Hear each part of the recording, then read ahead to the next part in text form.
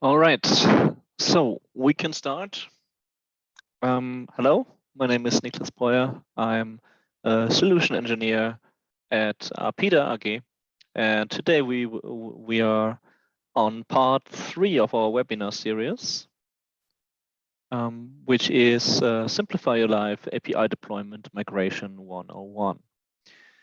So this webinar series is about APIOps and different elements which are relevant if you want to take your API management processes and development experience to the next level and hopefully increase your products and APIs and give a better customer experience.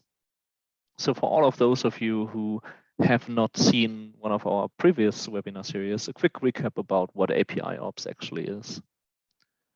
APIOps is basically our term, our idea that you have certain practices from DevOps. A process which, if you are in the software industry, you will know, but we are rarely seeing or not seeing as much in API development yet, and also GitOps. So basically, your operation processes around version control. And if you combine both in the context of the API development lifecycle, you are seeing APIOps, which will, if correctly implemented, increase your speed, your execution speed from getting feedback to pushing a new feature or an improvement of your API to your API product to production so that your customers can use it. And it will raise the quality of your APIs. So we will hopefully have less problems that you need to fix, and you might also reduce risk in a various amount of ways, which is, for example, access control to productive environments, and obviously having a process which will try to minimize the errors that you can make from on the way from the development of an API to the finished product or the next instance of the finished product. So why should you care about APIOps? I mean, basically, at the moment, APIs are growing. The number of APIs is growing rapidly. And this is because customers and businesses find that connecting with each other, so business to business and obviously business to end customer over, let's say, a smartphone application, for example, they need to get data. And in our connected world, you get this data over programming interfaces, right? It's not a manual process. It is a machine which calls another machine to get certain information from several places. And so if you want to compete, obviously you need a strong process to create and improve your APIs so that you can compete with in the market, right? And usually we see it every time when we come to a new customer. People who are really into this topic are rare, or are well, let's say the demand of people with experience in APIOps or DevOps and GitOps is quite high, as you might have experience as well. So what you need to be is you need to be very efficient in how you design your process and execute your processes. So you want to free up the space of all your human resources, especially to do what they are supposed to do, which is developing services and APIs and troubleshooting, and not being held up with redundant tasks of, for example, migration processes and making sure that everything has been copied correctly and so on. So you need we think that you need an automated process for that. You need to be able to manage the process, but not being, you don't have to execute it yourself. So you are faster that way, and you have a more robust product process because you will try to minimize human error during that process. And in this context, we will talk about migrations today. So, and these are the questions that I will try to answer from our perspective. So basically, why you need it. I outlined that right now already a little bit. What I would consider as requirements and what you need to do if you want to implement such a migration process in an automated fashion. And I will also talk a little bit about what we can do, especially in the context of the Broadcom Layer 7 API gateway. But I think we can use the concepts that we have already for also in a certain way for other products as well. And we will be able to do that in the future. So let's talk about a migration quickly. What is that? Migration, as I would define it, is is moving an API product, which can be a service with certain configurations and certain dependencies to another environment, for example, from your development stage to your testing stage. And what could these dependencies be? Well, for example, any external link, right? So if you have any system which your service is relying on, you need to reach that service in the development environment and in the test environment and also in production, obviously. But the system that you will call might be a different one, right? Or you need to move certain configurations that you did in your testing, in your testing or development environment to your production environment as well. And you need to consider that if you move that service, because otherwise it will not work, obviously.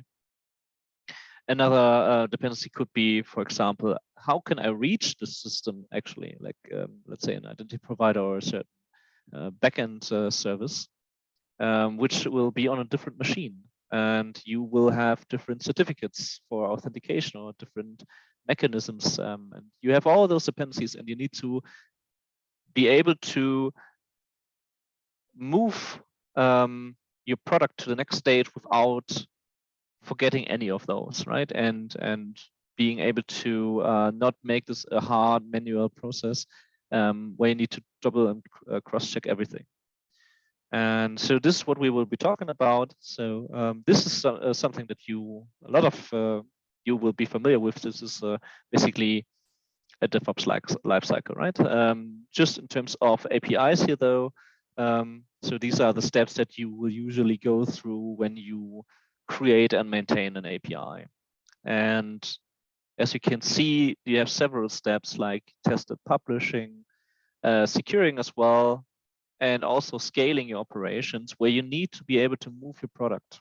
And like I said, you need to be able to do that in the same way every time, so you can rely on the process to be doing its job without having to check everything again and again and again, especially not by human resource, right? I mean, you still need tests and checks, obviously, but you want to minimize the effort that you need to put in. And yeah, so this is why it's important to have a controlled migration. I think a controlled migration basically means that you have an automated process. And so you can roll out new versions, right? It is very critical that the products arrive at each environment in the same fashion, except for maybe certain stage dependent or environment dependent configurations that they need to be in the same fashion, so you can really be sure that what you tested is actually what you put in production, right? Or what you have in development is actually the same way in the testing stage. So if you find any problems, that you can fix them and don't have to guess, okay, is the problem here now because I have something missing in the development in the code, right? Or is it something that that was changed and happened during the migration? And yeah, you need to do that every time. You need to check that every time, and this is why you need an automated process, right? It's also from a security perspective a critical process, because if you need to migrate things manually, that means you give someone access to your testing or production stage, which you might not want to do depending on your risk management. So what are the essential elements that you need to consider when you are trying to implement a migration process, an automated migration process. Obviously, the first thing is reliability. The process needs to be, you need to be able to rely on it, and you don't need to, like I said, cross-check it all the time. So when we created our product for the Layer 7 API gateway, we spend a lot of time to make sure that our processes are as robust as they can be. And yeah, I put security already there.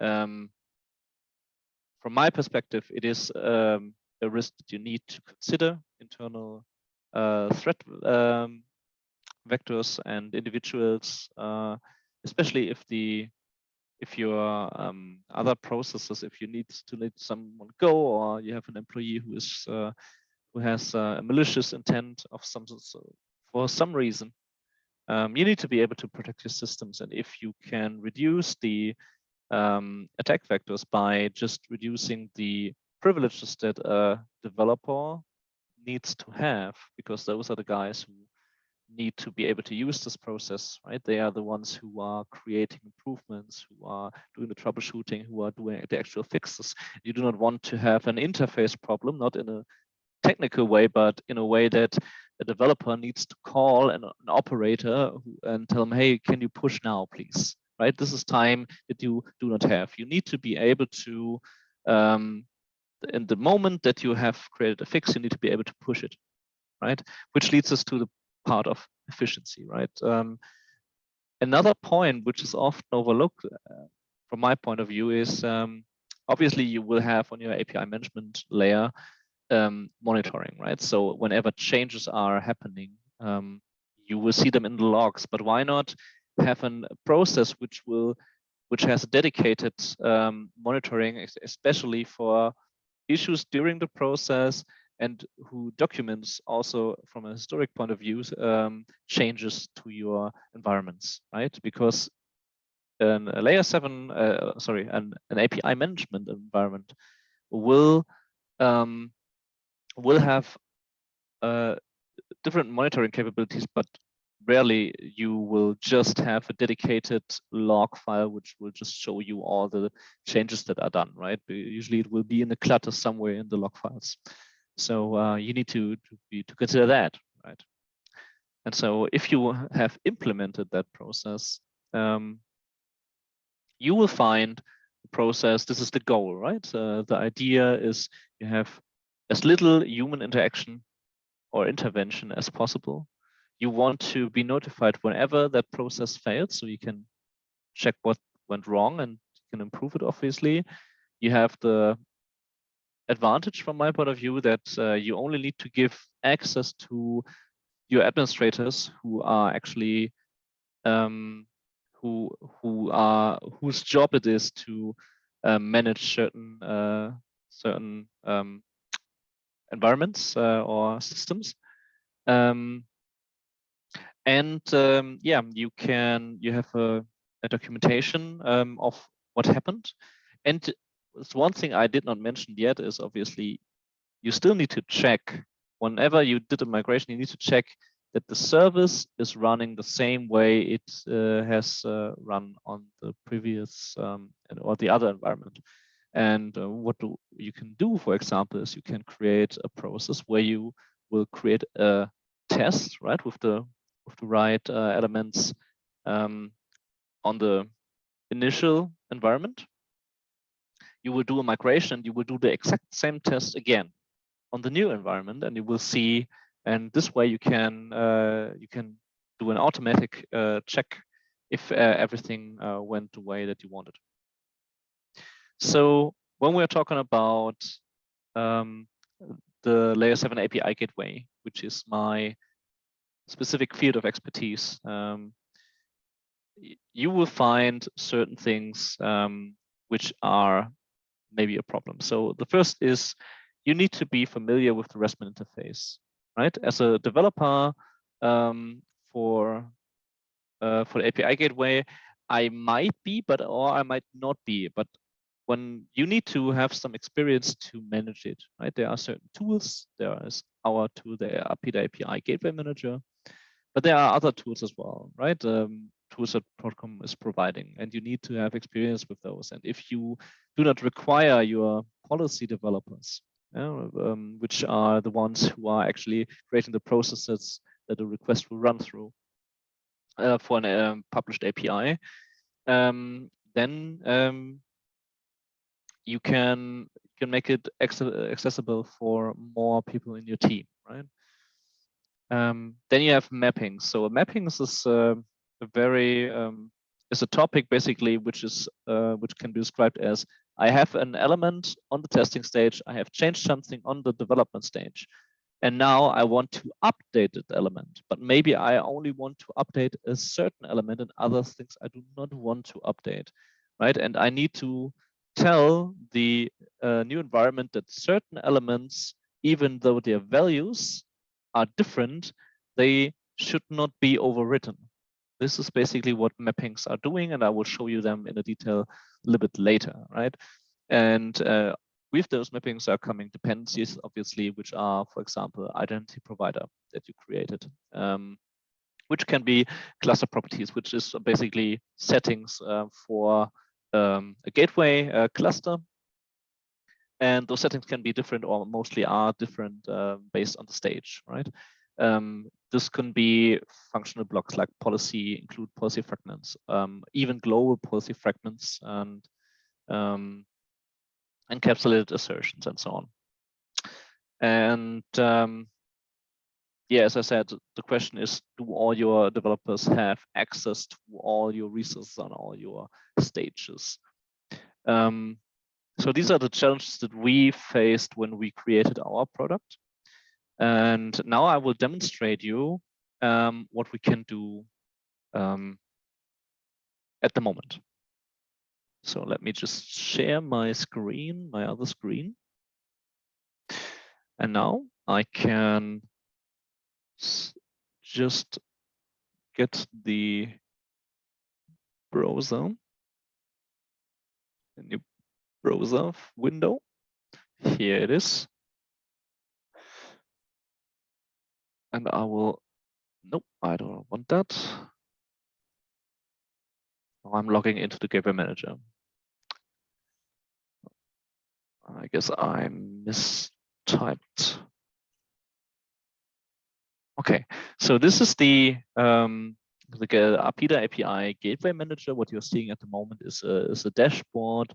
This is the standard dashboard that you will see maybe with a couple of changes already, and you will see, for example, alarms here, which is because I am actually running the gateways and the Gateway Manager on my own device here in containers, and they do not have well, let's say they only have as much memory as they need, and so the thresholds will trigger those alarms, but those are not important.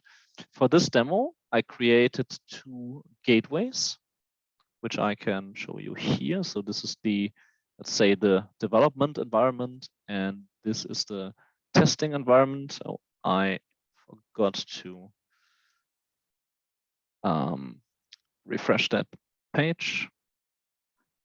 And I will come back to this in a moment. And what I want to show you today is basically how a migration is going to work out in the Gateway Manager. So there are a few different options that you have. Option number 1 is you can actually register the service that you want to migrate. If you have a service which will be, let's say, a product that you will migrate a lot, right? It is beneficial to just register them with the Gateway Manager, so you don't have to manually find it and select it all the time, but you can just reference it by ID. So what I can, for example, do is I will select my test environment, which is Docker GW. And okay, I'm having a connection problem apparently.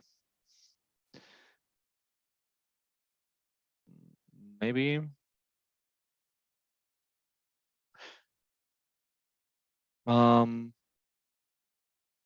I guess this is a configuration on my part. We will go another way, which is basically if you are familiar with the policy manager, which is this an environment.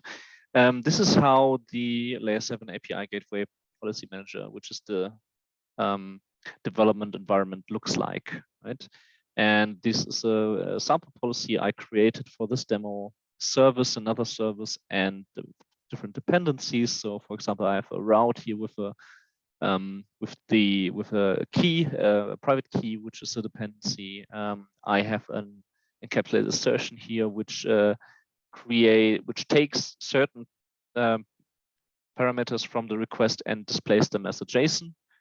And I have a fragment which basically controls my access to this API. This is just a simple basic authentication element, which I can reuse. And I have certain cluster properties, which you can see here from gateway dot and then the name of the property. So I have a couple of different dependencies, and obviously here I have a dependency as well against the identity provider. So, and these are the things that I should see when I do the migration. Yeah, just as a quick look at what this should do. So basically, I can call this gateway, right, which is localhost with the port public port 8443. Public port meaning the port which is exposed outside of the Docker network. And if I'm just changing this value to a different one, for example, let's say webinar migration, I can send this. And now you see that something changed here, which is the payload, right? And I can also change this path, for example, webinar migration. And let me make this a little bit bigger. You will see that the path changed as well. So this service seems to look just how I wanted it. So it displays headers, it displays the payload that I'm sending. It displays certain configurations that I put here. So this is a cluster property, and this is actually a value which is returned by the service that I'm calling here over this route, which is basically just calling itself and then a different path. Now, I want to migrate this. So what I will do is I will select the gateway where the service is placed on. And this is a representation of the folder structure or the structure that you will find in the IDE as well. I will select the service that I want to move. So in this case, I want to actually move this service, and I want to move this service as well. Why? Because this service here is my backend service, and if I do not have accessibility to my backend service, it will fail. So I've selected two resources. I want to migrate them. At the moment, it shows me that the resource that I selected, which is demo JSON transform and also demo mix service, they are both only on this gateway. Now I will click migrate all. Now I get a new window, and this window shows me the source, which is obviously the gateway where the service is on at the moment. It will show me the service that I'm about to migrate. These are the things that I selected. And now I have to select a target, which is obviously my Docker test 2 here. Then I have a button here, which I will not use this time. What we do in the gateway manager is we are creating, based on the IDs of every element in the gateway, we are creating a digital twin, which is basically used to test a migration before we are actually executing it. And now I will click on prepare. And what the gateway manager will do now, it is will import different roles and services from the source and the target. If I had clicked on skip index, I would actually have skipped this process, but I choose to not do that for this demo because I wanted to show you that I can actually migrate from gateways which where I'm loading the resources, right? And also I'm not 100% sure if all the resources have been collected by the gateway manager yet, since the new system. So this is why I let this process run. And now you will see the migration mask.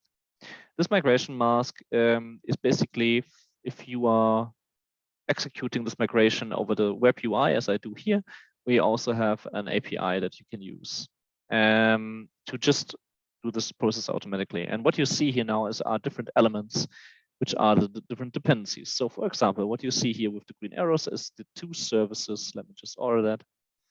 The two services that I want to migrate. You will see the type here, as you saw. I just reordered the rows so that I can show you things a little bit better. And then we have a prediction what the gateway manager will do. For example, here it will create the services, which is what we expect, because they are obviously not on the target yet. And then we have the mapping here. So there is no mapping, it's new, just as we expected. And you have a checkbox where I can change the action. The action is set to new or update, which means if the element is new and can be found on the target, then it will be created. If it is there, it will be updated. And so we have the service, we have the dependencies, which are two policy fragments, which is the authentication element here, and the encapsulated assertion, which will take the request elements and show them as a JSON structure, as I just demonstrated in the Postman. And this is the encapsulated assertion, which is belonging to this policy. So these are the main elements that we want to migrate, but we have other dependencies as well, which are environmental dependencies. For example, in a layer 7 is constructed as basically as an XML tree. And the tree requires that there is the folder that you need where the servers are placed. So if we are looking at the policy manager, the demo services are placed in the demo folder. So the demo folder is created. And since it's not there, the gateway manager will create it. Then you have certain configurations which can be stage dependent,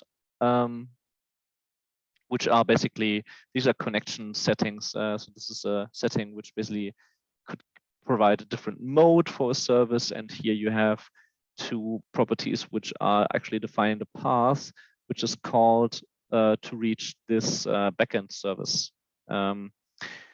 And as you can see, also they are also new. And now we will see there is an internal identity provider, which is a dependency because the authentication fragment is authenticating against the identity provider. And so here we will see the mapping for the first time. It will use the existing Y because the identity provider is already is found on the target, which is mapped to its ID. It could also be mapped by its name. And the action is new or existing, which means that if it is existing, it will not update the target for this resource, which is what we want, because we do not want to override an identity provider unless we are absolutely sure that the only change that is coming to the identity provider is that a new user has been added, for example. So we need to know the state exactly. And for the private key, we will also map it because there are different private keys depending on the stage where we are on. So one more thing from this menu, there is a pipeline option that I can use, but what is more exciting for me are actually the variables. And this is something we put a warning here, which says, please be careful if you change those, because you can really mess up the you can damage the service if you put wrong values here. Why I'm showing you this is because we have certain things here, for example, the path of the backend service and the host of the backend service, which we might want to change, right? Because here we have the value layer 7 gateway, which is the initial gateway. And we might want to change this value. right? Because this gateway might not be reachable from the target stage, and so we might want to change it. So what we could do, for example, is we could change the value here to a different one, which would be, for example, this value, or what I could even do is I could put here like something like localhost, and then a different port, which is the target gateway actually. So I changed the host, and now what I can do is I can jump back to the mappings if I want to, and I have 4 buttons here. The buttons for this demo, which are interesting, are test and perform. So test will actually do a test without touching the gateway more than necessary. Perform will actually do the migration. So I will click on test first, and it asks me, do you want to create the folder tree? Which is basically, do you want to create the folder on the target and then run a simulation? And I actually want to do that because otherwise it might fail. So because the folder is not there. So I will leave that checked, and I'm doing the test. And now what I can see is what are the actions that actually were used. So for example, use existing, create new. Nothing has been updated. There are only things which have been created new.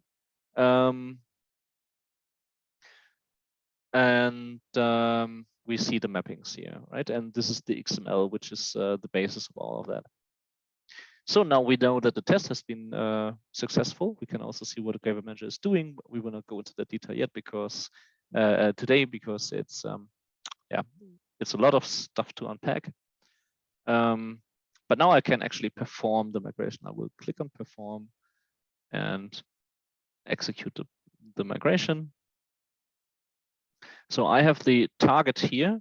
Now I need to refresh the target and see if the demo folder is there. And yes, the demo folder is there. So I have my, I actually have my my service here, my backend service. I have my service that I created. And now let's see if the change that I did for the cluster property, so for the host, has actually worked. So I'm going to cluster-wide properties, and you can see now here has been a change.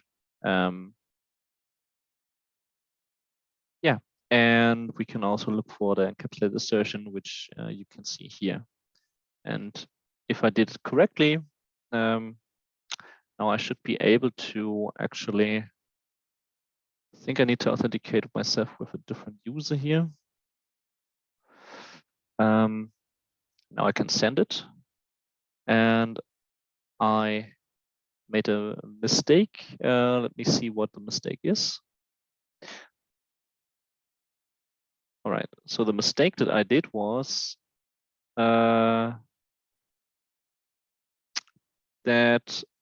because it is referencing it internally, the port most likely is not allowed. So I will quickly change that.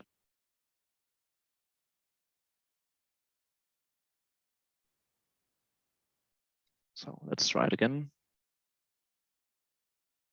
And now it's working, as you can see. So I changed the port, I contacted this gateway, and now internally I changed the reference, and you can see that the service is working on the new stage, which is what I wanted. And all the things that I showed you now manually are things that you need to do.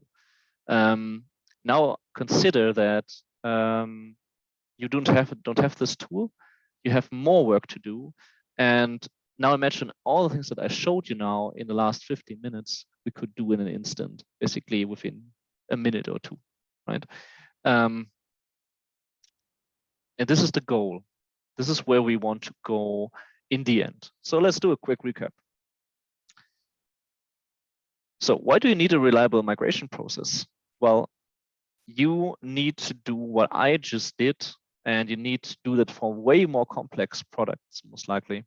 And there must be a way to control this. And if you want to be efficient as well with the human resources and resources in general that you use, as well as with yeah, especially your time, and to provide a good customer experience, which also includes troubleshooting and fixing mistakes fast, then you need this type of process, right? We talked about a bit what the core elements of an automated migration process is, which is that it is reliable, that it is secure, that it is efficient.